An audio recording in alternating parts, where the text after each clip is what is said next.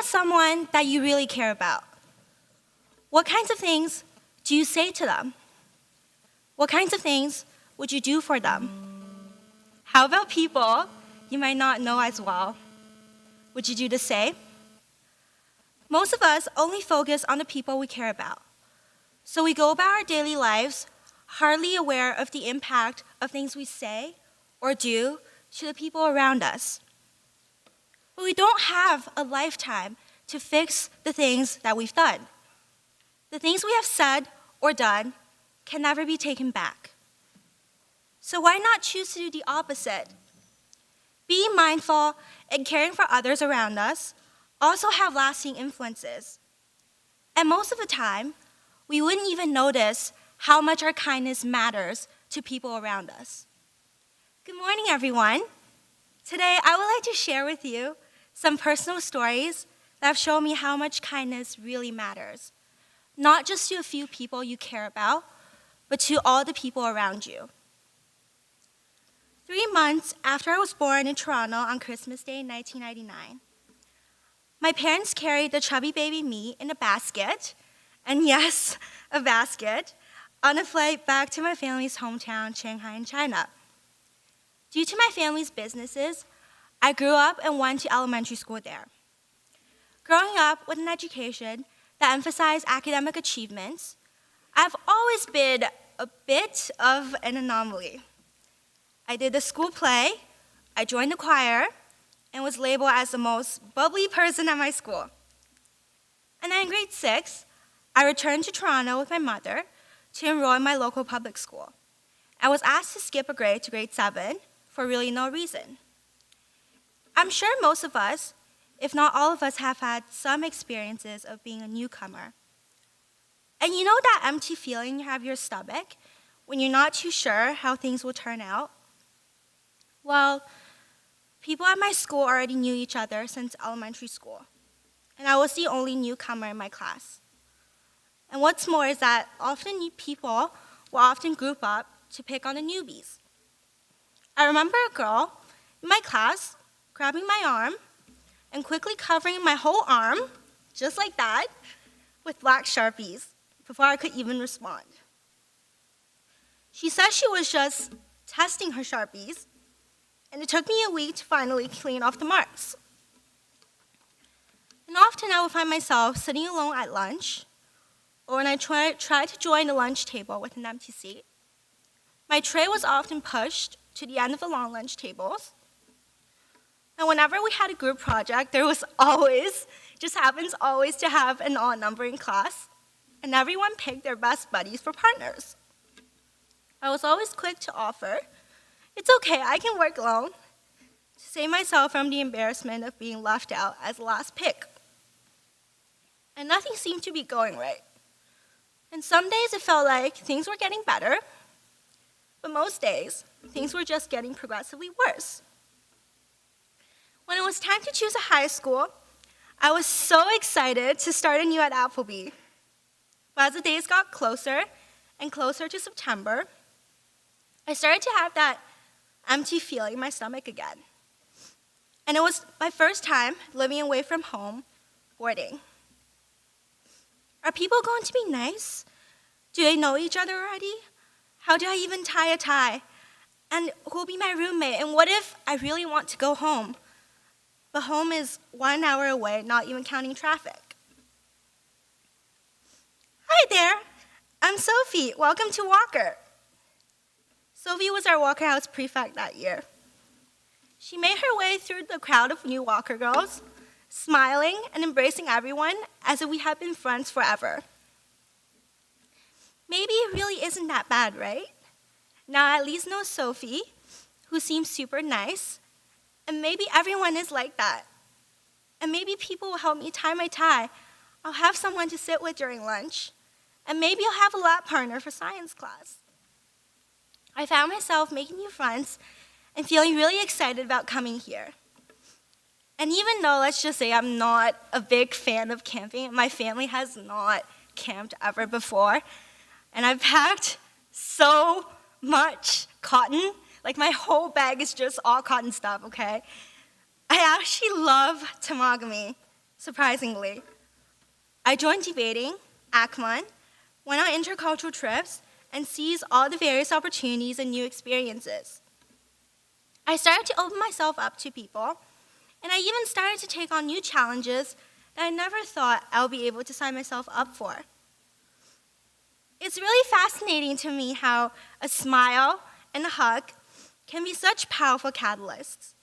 They're such incredibly simple things to do, but they help me get through really difficult times.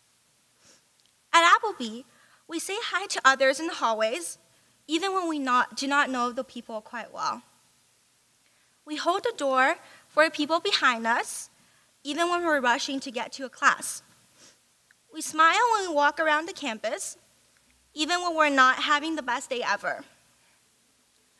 All of us have been in the hallways and around campus when these things are happening. And how do these things make you feel? At Applebee, we also have our own dreams and goals. Getting 100% on a chemistry exam and get that tie that's impossible to get, getting into this program or that university, applying for this job or that internship, and everything else. Our lives at Applebee can be and are really busy and sometimes really overwhelming. There are times when we forget to say hi to others in the hallway because we're so disappointed about not getting that 95 on a test. We forget to hold the door for the person behind us because we cannot be late to first period class, or we'll be on the Friday morning run list. We forget to smile because we're having a particularly crummy day. Oftentimes, when we focus on ourselves and all the things we want at Applebee, or in life in general, we tend to forget our impact on others around us. But being there for other people not only affects others, but also ourselves. At the end of last year, I joined a group of Applebee students participating in Start to Finish's 5K reading and running challenge event. Start to Finish is an organization that supports children in poverty to reach their potential and gain self-confidence through their running and reading after-school programs. The event was an end-of-year gathering of all the kids in the program, beginning with a 5K running race. Ready, set, go! All the kids flocked out of the stadium onto the route. There was a little girl trailing behind, and after a few moments, she was alone. I caught up with her. Her name is Natalie.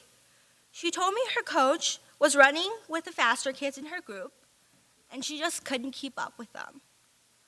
I reached out my hand to her, and we walked together for the next hour and a half. In the beginning, Natalie did not say very much. I asked her if she wanted to run, and I would run with her. She told me she was tired. And she talked to me about how excited she was about today's event, how she couldn't fall asleep the night before, which made her so exhausted in the morning, how she really wished to finish the 5K, even when she thinks she might not make it. We can do this, Natalie. We will. Together. She smiled at me and tightened her grip on my hand. Natalie was not a very talkative person. Throughout our walk, she didn't say a lot. I told her a lot of my bad jokes. I held her water bottle. I told her she had a beautiful smile and how everyone loved her smile when she smiled at the volunteers. She started opening up to me about how she felt really embarrassed to be the last person of the crowd and how she felt she might not be able to make it, even when she really wanted to. Natalie, we're so close. We can do this together. She smiled. After an hour and a half, we approached the stadium for a finish line, and we started sprinting. The MC recognized us and ran towards us to cheer Natalie on, and the finish line was about 10 meters away, and all the other kids joined Natalie, and the MC brought everyone's attention this way. I decided to let go of her hands and cheer her on from the side. She paused. Will you come with me? She reached her hand out to me, and we crossed the finish line together. Her coach embraced her and gave her a bottle of water, and she handed the bottle to me. Natalie and I did nothing extraordinary. At the beginning, I reached out my hand to her, and at the end, she reached her hand out to me. But what's incredible is our extraordinary impacts on each other and how caringness spread from one another so quickly. Natalie started to smile more and reach out to others around her. And for me, I'm still crying when I think about this moment. And this year in Walker House, our theme is Ohana. Ohana means family in Hawaiian. We want to bring everyone together from different grades, different decks, different countries, different cultures, different backgrounds, and etc. But Walker cannot do all of these alone, and we need all of us. And I have a challenge for all of us today, and it has two components. And now, if you can all close your eyes and think about one thing people have said or done to you that have made a difference for you. Take a moment and think about it. And if possible, I want you to do that thing for someone else this week and throughout the year. It doesn't have to be big. And in fact, small daily gestures are the ones that make you feel supported, cared about, loved, and part of something. You never really know how much things you say, things you do, or things you didn't say or don't do mean to others. At the end of the day, it doesn't matter how good you're at doing something. It doesn't matter if you're the coolest person in the world. And it doesn't matter if you have all the money this world ever had. How you treat others speaks for everything. Ohana means family, and family means nobody gets left behind, not only in Walker House, but also at Appleby. Now, if you can all take a look at the lyrics sheet on your benches when you came in, I'm sure a lot of us, especially the chapel wardens, know this song. So when I do this, can you guys all join me singing the part where I says start saying, okay? So I'll get started. So just as the song goes, if you ever find yourself something